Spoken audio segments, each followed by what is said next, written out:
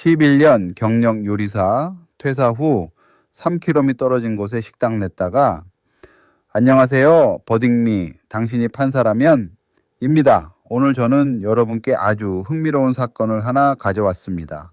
11년 동안 칼을 갈고 닦아온 요리사가 드디어 내 가게를 열었습니다. 그런데 개업한 지 2주 만에 내용 증명이 날라왔습니다. 위약금 1억 원을 내놓으라는 겁니다. 입사 첫날 별 생각 없이 서명한 각서 한 장이 화근이었죠. 여러분, 과연 이 각서는 유효할까요? 아니면 그냥 종이 한 장에 불과할까요? 2019년 3월 서울 강남구 청담동의 고급 일식당 스시혼 41살 박민수 씨가 운영하는 이 식당에 38살 김태성 씨가 새로운 주방장으로 첫 출근을 합니다.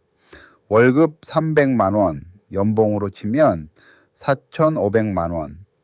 11년간 여러 식당을 전전하며 쌓아온 실력을 드디어 인정받은 순간이었죠. 설레는 마음으로 앞치마를 두른 태성 씨 앞에 대표 박민수 씨가 고급 양지로 만든 명함을 건넸습니다. 그리고 A4 용지 한 장을 함께 내밀었습니다. 경업금지 및 영업비밀 보호 각서.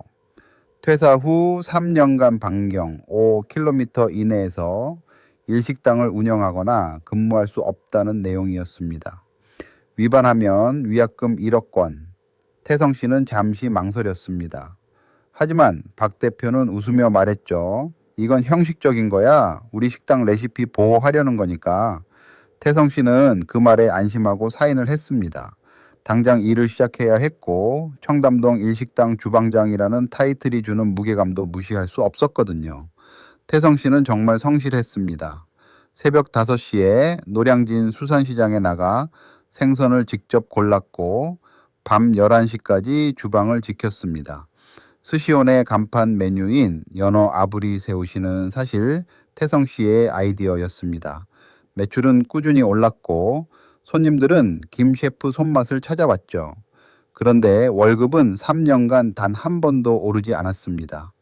2021년 코로나 사태로 매출이 반토막이 났을 때는 월급을 제때 받지도 못했습니다. 2022년 2월 태성 씨는 결심을 굳혔습니다. 아내가 둘째를 임신했고 전세 만기도 코앞이었습니다. 더 이상 남의 칼을 빌려 요리할 수 없었죠. 그는 사직서를 냈습니다. 박 대표에게 압구정동에 15평짜리 작은 가게를 얻었다고 솔직하게 말했습니다. 그 순간 박 대표의 얼굴이 굳었습니다. 각서 기억하지? 반경 5km야. 압구정이 몇 킬로미터인지 알아? 태성 씨가 지도를 검색했습니다. 3.2km. 식은땀이 흘렀습니다. 대표님, 제 가게는 10석짜리 작은 초밥집이에요. 여기 고급 일식당이랑 경쟁이 안 됩니다. 박 대표는 단호했습니다. 각서가 계약이야. 위약금 1억 준비해. 2022년 3월 15일 태성 씨는 예정대로 새우시 태성을 오픈했습니다. 개업 2주 후인 3월 29일 내용 증명이 도착했습니다. 영업 중단하고 위약금 1억 원을 내놓으라는 내용이었죠. 태성 씨의 손이 떨렸습니다. 개업 비용으로 대출받은 8천만 원도 갚지 못한 상황이었고 아내는 임신 7개월이었습니다. 그해 5월 박민수 씨는 서울중앙지방법원에 손해배상 청구 소송을 제기했습니다. 청구 금액 1억 원, 법정 싸움이 시작됐습니다. 자, 이 사건의 핵심은 바로 이겁니다. 경업금지 약정, 쉽게 말하면 퇴사 후 경쟁하지 말라는 약속이 과연 법적으로 유효한가 하는 겁니다. 우리도 취업할 때 이런 서류에 사인하는 경우가 꽤 있잖아요. 별 생각 없이 도장 찍었는데 나중에 그 계약이 내 발목을 잡는 상황, 이 약속이 무조건 지켜져야 하는 건지 아니면 너무 불공평하면 법원이 무효로 볼 수 있는 건지 그게 바로 이 사건이 우리에게 던지는 질문입니다. 원고 박민수 씨의 입장을 먼저 들어볼게요. 박 대표 입장에서는 억울할 수 있습니다. 태성 씨는 분명히 자기 손으로 그 각서에 서명했습니다. 강요한 것도 아니었고 위약금이 1억 원이라는 사실도 눈으로 읽고 도장을 찍은 거잖아요. 박 대표는 3년 동안 자신의 식당 레시피와 고객 관리 노하우를 태성 씨에게 전수했습니다. 그 지식을 가지고 바로 코앞에 가게를 차렸으니 배신감이 드는 거죠. 계약은 지켜져야 한다. 이게 원고 측의 핵심 주장입니다. 반면에 태성 씨 입장도 충분히 이해가 됩니다.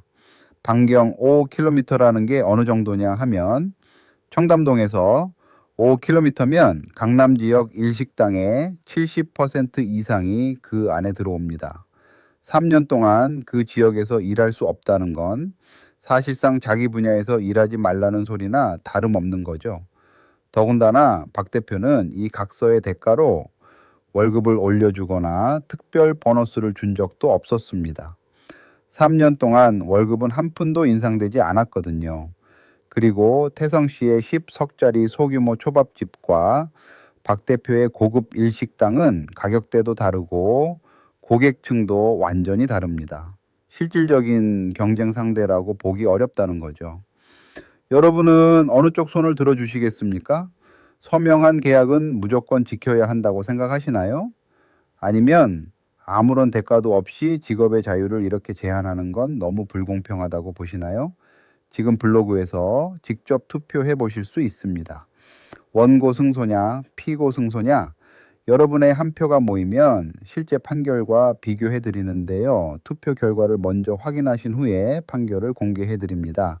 실제 법원의 판단과 여러분의 생각이 얼마나 일치하는지 직접 확인해 보시는 거죠.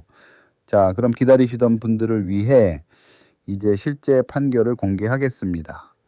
자, 드디어 실제 판사는 어떤 결정을 내렸을까요? 재판부는 원고의 청구를 전부 기각했습니다.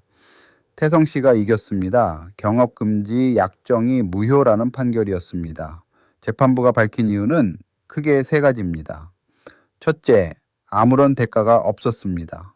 태성 씨는 일반 근로자였고 3년간 임금 인상도 없었으며 경업금지 약정에 대한 별도의 보상을 전혀 받지 못했습니다. 민법 제103조에 따르면 사회질서에 반하는 계약은 무효인데요.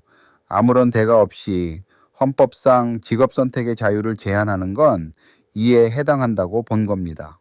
둘째, 제한 범위가 과도했습니다. 방형 5km에 3년이라는 조건은 강남 지역 일식당 대부분을 포함하는 광범위한 범위입니다. 대법원 판례는 경업금지 기간이 1년을 넘으면 그 합리성을 엄격하게 따지도록 하고 있는데 3년은 훨씬 초과한 거죠.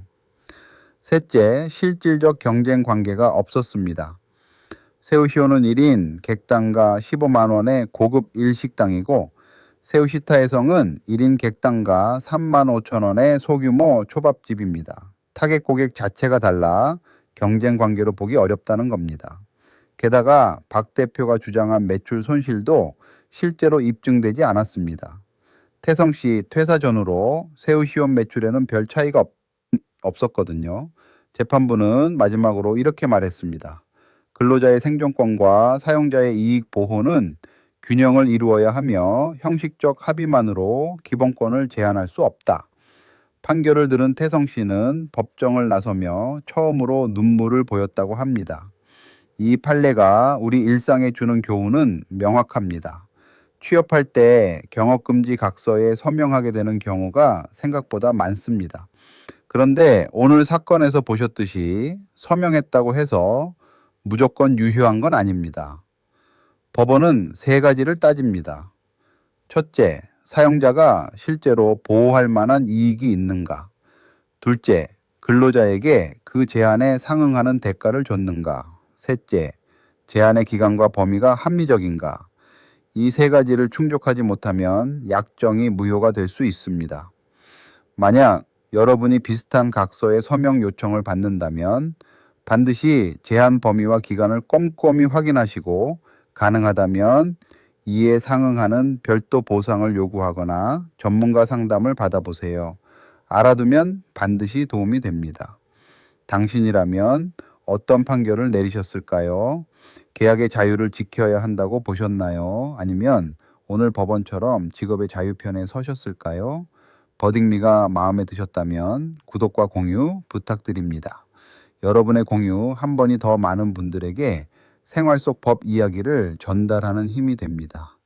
다음 판례에서 만나요.